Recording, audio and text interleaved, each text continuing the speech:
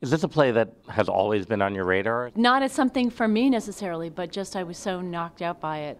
It's such an amazing part, and it's a kind of a perfect play, and I think it's so amazing that it was written by somebody who, this is her only play, She wrote a play, she won a Pulitzer, she stopped. This is one of the great plays in the American canon, and I don't know if I can say it's been on my radar, but it's never been off my radar. Tell me a little bit about what you see in Vivian.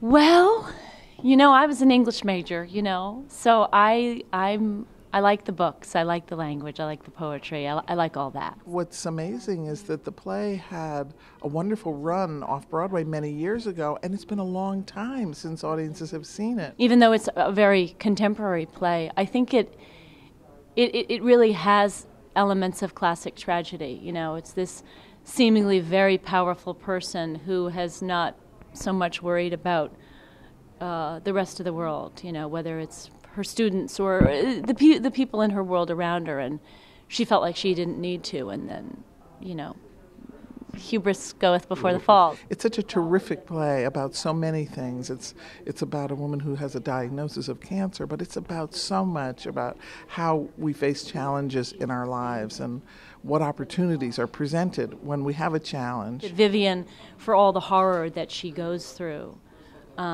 she dies at the end, but we all die in the end. And I think the fact of that she receives grace, and she comes to an understanding of her humanity and her connection to other people that I don't think, had she not gone through this horror show, she would have. So she comes to a place of grace in the end, and I think that's the thing that's going to make it possible to do every night.